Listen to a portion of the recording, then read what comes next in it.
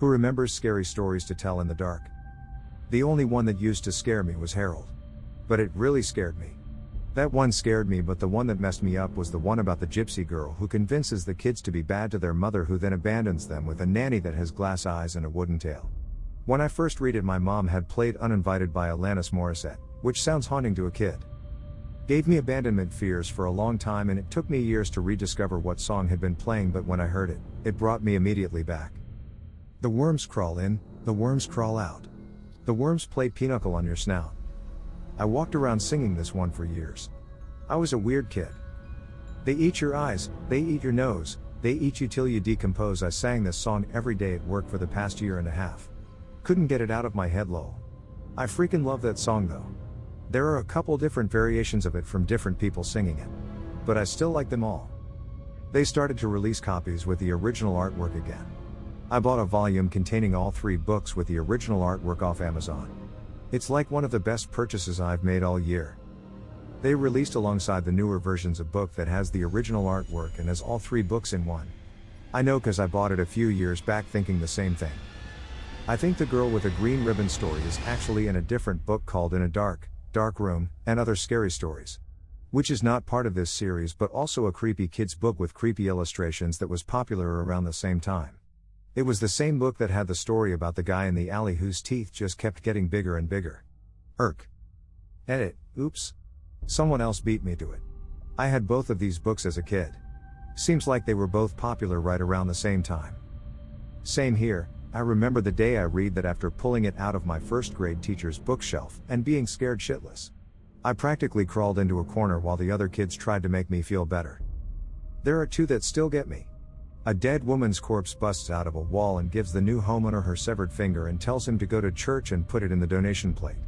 When it's passed to the man at church who killed her, the finger sticks to his hand and he can't get it off. There is also one where 2 boys meet a hideous bloated thing in the road at night, and one of the boys falls ill weeks later, and at the viewing the other boy notes that his friend's body looked exactly like the thing they saw pass them in the road. When I was a teenager, I tried to be the cool older sister to my younger brother's friends. They were like 8-ish. I gathered them in a weird little room under the stairs and read them a few of these. They all thought the stories were lame and they were completely unafraid. P.S. This was 2003, kids were still finding freaky stuff on the internet at that young, but it wasn't as bad as it is today. Bought the original to read with my girlfriend by the fire on a camping trip last Halloween. TBH, not as scary as I remembered them when I was a kid, but definitely still fun to take turns reading stories and putting on your best spooky voice for emphasis. I remember the illustrations really freaked me out. I take it back, everything about these books freaked me out. Lol. I should get them again and see if they hit the same way. I wish they'd incorporated more of the art style into the movie. It wasn't horrible, but it didn't really capture the creepy, desolate vibe of the books enough for me. Man, isn't there one story in there called like High Beams or Headlights or something? It's about like some trucker stalking these people in a car or something. I can barely remember it, but that shit was too scary for me. Does anyone remember a story from one of these books where the woman is in like a cemetery and she has a cane or something with her and she hears something and tries to run but gets stuck and thinks something's like got her and she like scares herself to death? And then it turns out that the cane just got stuck in the ground in her dress so that she couldn't move, and that was what got her. I tried looking for that one kind of recently and couldn't find it, but I might have some of the details wrong, lol. She's given a knife to mark the grave she was dared to stand on, but doesn't realize she pinned her dress to the ground and dies of a heart attack. I found these in 3rd grade. I have no idea who thought it was a good idea to let literal children have these books, but I love them regardless. Formative childhood memory, summers at grandma's house, staying up late, her and my aunt acting out the horror of the toe. Now that I'm grown, the illustrations freak me out. Definitely a great little display of folklore/urban legends. I thought it was bad. They had every opportunity to make it into an anthology that just retold the short stories with Schwartz's disturbing, tenderly visuals, but instead they turned it into a teen horror movie with an encompassing plot. It was made for today's young teenagers, who didn't even grow up with these books, when their target audience should have been the adult millennials who did. But the monsters that made it into the movie were pretty accurate to the source material. It was just a ridiculous misfire, as Hollywood is beyond out of touch. I thought it was decent enough. Not really the same feel as the books. It's similar to the Goosebumps movie with Jack Black, but it had a certain creep factor to it.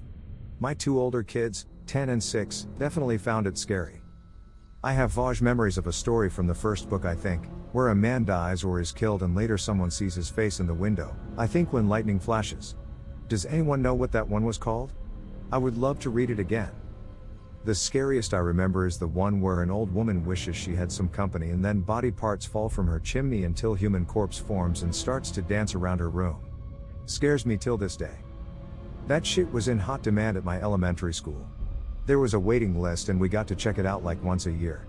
My first turn was on a Friday and I still remember the anticipation of that bus ride home. Every time I see these books it reminds me of a book that I read as a kid that really freaked me out. These look similar but not quite right and I'm pretty sure the name was different. Did any of these have a story about a phone call from beyond the grave? Yes. I've been trying to find where that story came from for decades. Guy is trying to get home and everyone he walks up to screams and runs away. He then finds a payphone and calls his house and the maid answers. He asks to speak to his wife and the maid says, "Sorry, Mrs. So-and-so, is at Mr. So-and-so's funeral." Something like that? Is that the one? I remember getting these plus the audio cassettes from my school library. Everything was going to close because Hurricane Katrina. That night the hurricane hit, I'll never forget reading and going through the illustrations as I listened to the cassettes, all while the hurricane made all sorts of scary sounds outside. Nowadays I own the 25th anniversary editions and a mixtape that I recorded from the audio cassettes. Sometimes I like to recreate that night. I remember getting these plus the audio cassettes from my school library. Everything was going to close because Hurricane Katrina. That night the hurricane hit, I'll never forget reading and going through the illustrations as I listened to the cassettes, all while the hurricane made all sorts of scary sounds outside. Nowadays I own the 25th anniversary editions and a mixtape that I recorded from the audio cassettes. Sometimes I like to recreate that night. It would be the other way around because the Scary Stories books are a fair bit older, but no, they're not quite the same thing. Instead of being about people's supposed encounters, these are folklore collections that are ideal for telling around a campfire. I remember a story something about a couple, their car breaks down. They take cover from a storm in a church or something like that. Then there's like ghosts and stuff like. Oh, I remember sitting in the makeshift YMCA in the gym after elementary school waiting to be picked up. I read these like 5 times. Also, the 2 old Calvin and Hobbes books that were covered in stains. They were still good. I still got my copies. I love these books. Got me into really enjoying creepy stories at bedtime. I'm an adult now, and I love listening to those creepypastas.